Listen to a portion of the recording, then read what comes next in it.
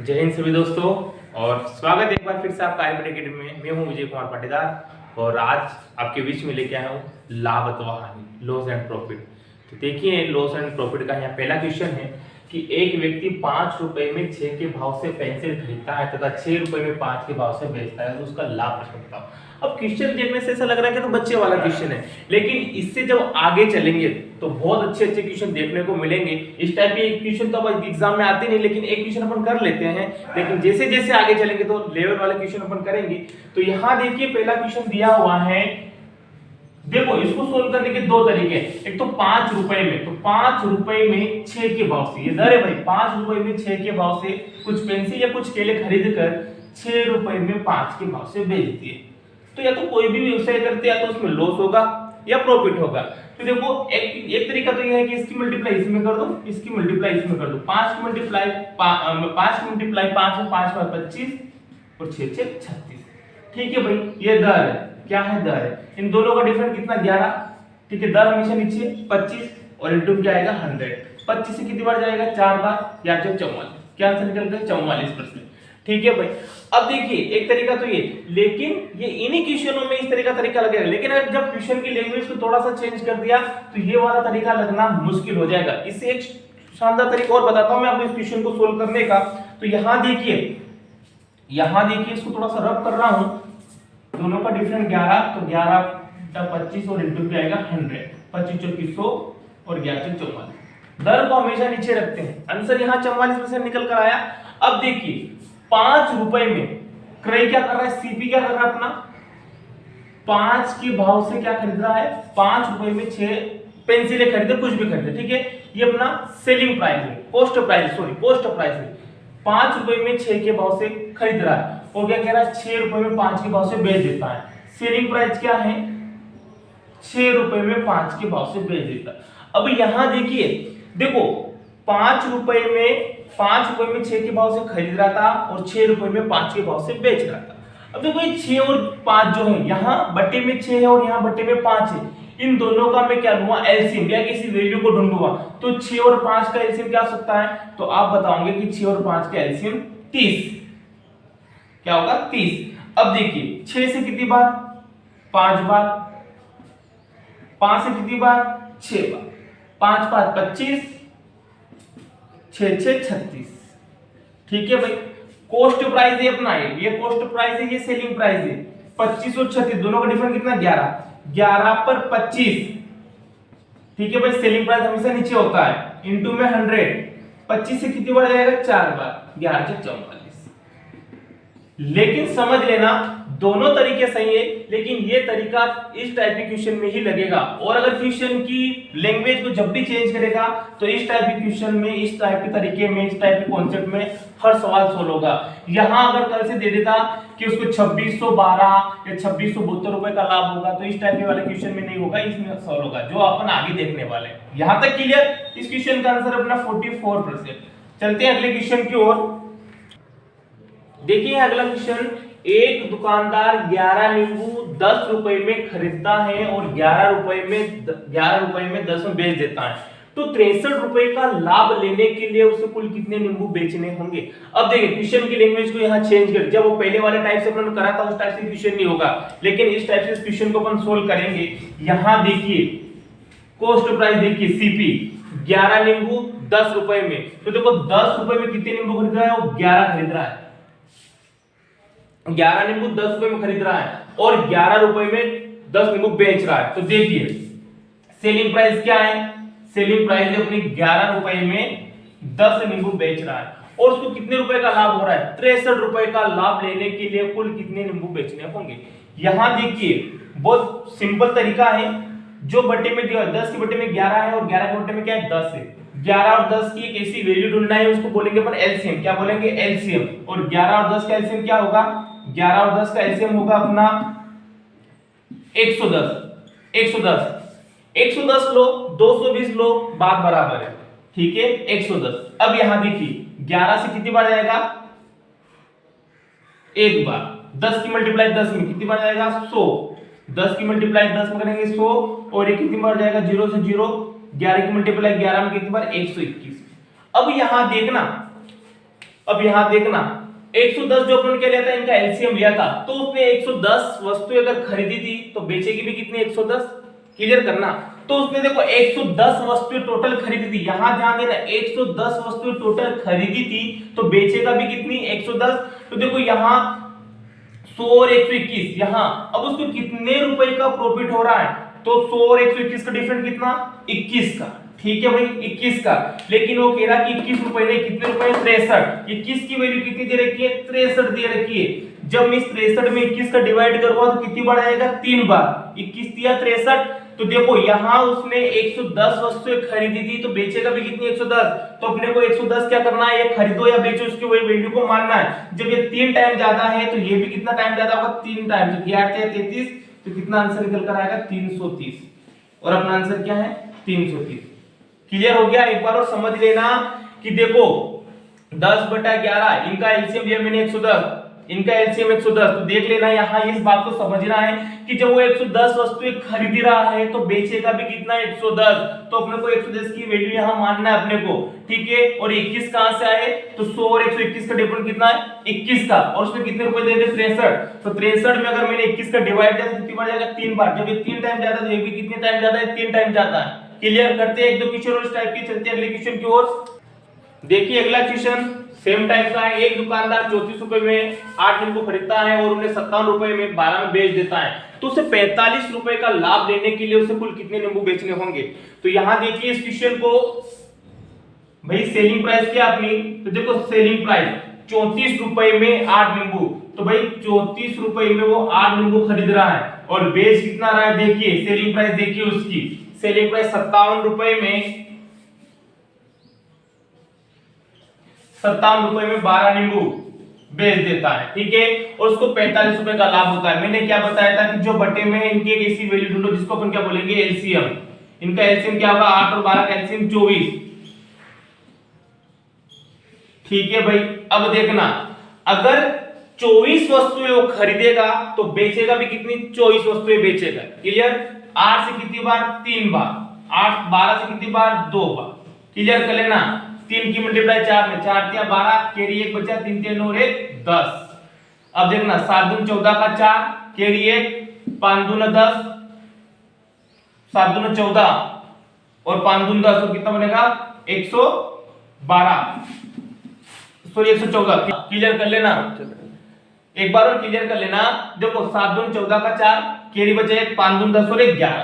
ठीक है भाई, अब यहां देख लेना 24 वस्तुएं खरीदी थी तो बेचेगा भी कितनी 24 ही बेचेगा।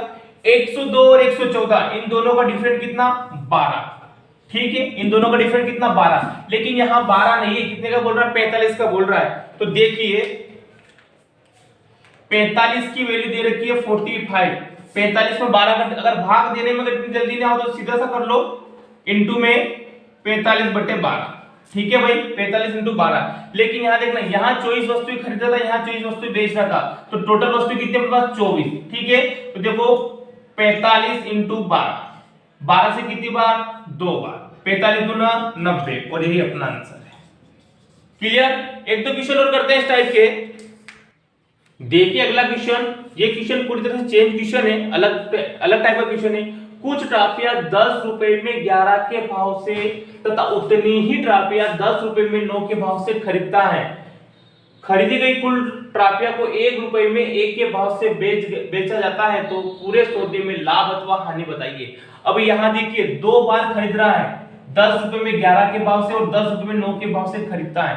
अब यहां थोड़ा सा ध्यान देना कि सेलिंग प्राइस जो है अपना 10 रुपए में 11 के भाव से, तो 10 रुपए में 11 के भाव से पहली बार खरीद रहा है, और क्या कह रहा उतनी ही ट्राफिया, पहली बार तो खरीद ले फिर उतनी ही ट्राफिया, फिर सेलिंग प्राइस उतनी ही ट्राफिया 10 रुपए में 9 के भाव से खरीदता है।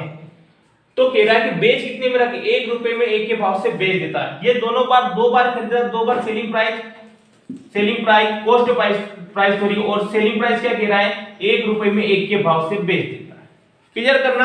अब मैंने बताया था 11 और 10 का एलसीएम कितना बनेगा 99। अब देखना पहली बार या कुछ 99 वस्तुएं खरीद रहा है, तो दूसरी बार भी कितनी वस्तुएं खरीद रहा है 99। अब देखना 99 और 99 कितनी बन जाएगी, 9 और 9 कितने होते हैं 18।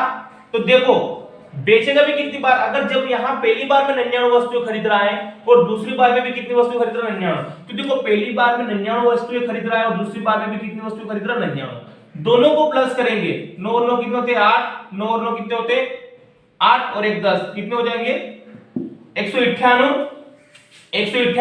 तो देख लो यहाँ ये कुल वस्तु कितनी खरीद, मेरे कहने का मतलब ये है कि जब पहली बार में वो 99 वस्तुएं खरीद रहा है और दूसरी बार में भी कितनी वस्तुएं खरीद रहा है 99 वस्तुएं खरीद रहा है, जब पहली बार में 99 वस्तुएं खरीद रहा है दूसरी बार में 99 वस्तुएं खरीद रहा है, दोनों की जोड़ दोनों को जो मिलाकर है तो इतनी तो वस्तुएं बेचेगा, तो 198 वस्तुएं वो बेचेगा। अब यहां देखना 11 से 99 कितनी बार 9 बार और ये कितनी बार 11 बार, कितना बन जाएगा 90 और ये कितना बन जाएगा 110।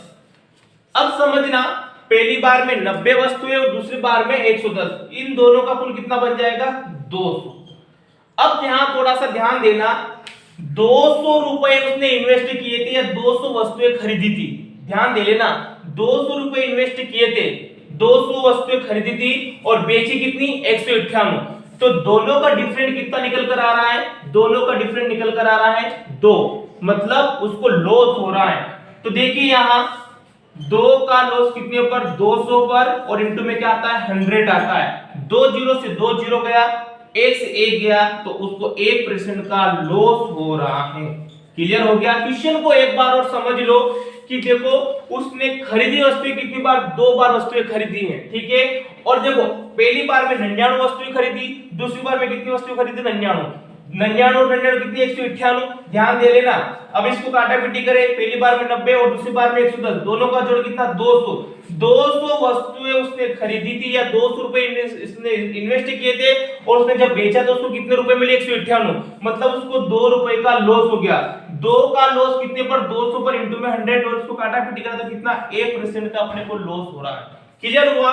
एक क्वेश्चन और करते हैं इस टाइप का, चलते हैं अगले क्वेश्चन की ओर। देखिए अगला क्वेश्चन दिया हुआ है, कुछ ट्राफिया 1 रुपए में 2 के भाव से तथा उतनी ही ट्राफिया 2 रुपए में 1 के भाव से खरीदी गई, कुल ट्राफिया को 3 रुपए में 3 के भाव से बेच दिया गया, तो पूरे सौदे में लाभ अथवा हानि बताइए। तो यहाँ देखिए पहले जो कॉस्ट प्राइस जो है अपना कॉस्ट प्राइस 1 रुपए में 2 के भाव से, तो 1 रुपए में 2 के भाव से और दूसरी बार में भी वो 2 रुपए में 1 के भाव से, फिर कॉस्ट प्राइस अपना 2 रुपए में 1 के भाव से। क्लियर करना, 2 बार खरीद रहा है, एक बार यहाँ खरीद रहा है दूसरी बार यहाँ खरीद रहा है और बोल क्या रहा है कि कुल 3 रुपए में 3 के भाव से बेच देता है। अब सेलिंग प्राइस देखना, यहाँ सेलिंग प्राइस 3 रुपए में 3 के भाव से, अबे 3 रुपए में 3 के भाव से इसको मैं रेशियो में बदल लूंगा तो कितनी बार जाएगा 1/1, ठीक है, तो मैंने यहाँ 1/1 कर दिया। क्लियर। अब देखना यहाँ वही 2 और 1 का एलसीएम ले लेंगे, 2 और 1 का एलसीएम कितना आएगा 2, यहाँ पर भी 2।